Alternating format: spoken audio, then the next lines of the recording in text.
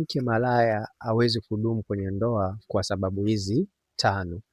Ni vizuri zaidi kuweza kujua kwamba watu wengi wanaishi katika maisha ya kufikirika. Yaani anaamini kwamba katika ndoa fulani mwanamke alikuwa ni malaya, basi aliacha.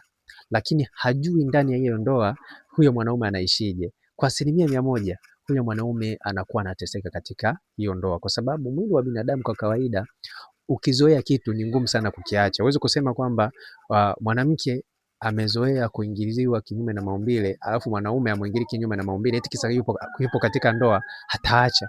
Ni kitu ambacho hakiwezekani. Kwa hiyo 100% watu wanaishi katika maisha ya kufikirika, hawaishi katika maisha halisi. Kwa hiyo nimeweza kusogezea sababu 5 ambazo zinafanya mwanamke malaya asiweze kudumu katika ndoa. Hata kama atasema ameacha, hawezi kuacha. Kwa hiyo ni muhimu sana kuweza kufahamu hilo. Sababu ya kwanza kabisa ni sababu ya kuzoea miogo ya wanaume.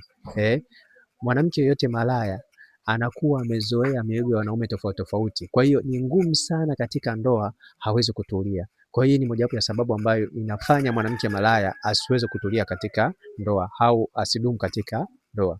Na pia sababu ya pili ni sababu ya kuzoea kuingiziwa miogo miwili kwa wakati mmoja katika tundu hili moja. Kama alikuwa anaingiziwa tundu moja na wanaume wawili kwa wakati huo moja, basi kama ataolewa, hii itakuwa ni sababu mojawapo ambayo itamfanya mwanamke huyu aweze kuachika katika hiyo ndoa. Na pia sababu ya tatu ni sababu ya kuzoea kufanya mapenzi muda wote.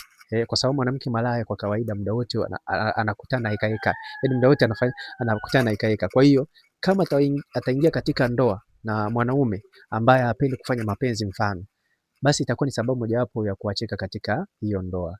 Na pia sababu nyingine ni sababu ya kupigwa mtungo. Ni ngumu sana mwanamke malaya kama amezoea kupigwa mtunga, aache kupigwa mtungo kwa sababu ya ndoa. Kwa hiyo ni mojawapo ya sababu ambayo huwa inafanya mwanamke malaya hawezi kuachika katika hiyo ndoa. Na pia sababu ya 4, ya mwisho kabisa ni sababu ya mwanaume kutomkidhi haja zake wakati wa kufanya mapenzi. Kwa sababu starehe ya binadamu yeyote hususan sisi wa Afrika, hajalishi mwanaume, hajalishi mwanamke, ni kufanya mapenzi. Kwa hiyo mwanamke kama hatakuwa hafikishwi na mpenzi wake, kwa sababu ni ngumu sana mwanaume kumuoa mwanamke ambaye alikuwa ni malaya akawa anamtosheleza, ni ngumu sana. Hata kama mimi nafundisha mambo ya kufanya mapenzi na pia najua kwamba mwanamke malaya ni ngumu sana kuweza kumfurahisha kila wakati. Kwa hiyo hii itakuwa ni sababu mojawapo ya kuachika katika ndoa. Kwa hiyo hizi ndizo sababu 5 ambazo zinafanya mwanamke malaya kuachika katika ndoa. Nikumbushe, kama wewe ni piskari, ni binti mzuri sana, hakikisha unapata hizi chupi. Hizi chupi ni shilingi 3000. Na hizi chupi zinafaa mabinti ambao ni wabichi. Ukichukua hizi chupi kuanzia 5 kwa 3000 nitakuletea popote utakapokuwepo, na pia nitakupa darasa la kufanya mapenzi. Hizi chupi ni nzuri sana na ni chupi ambazo zitakusaidia kuonekana kwamba wewe unajijali. Sio unavaa magauni unasema ni chupi, sio unavaa mavelo unasema ni chupi.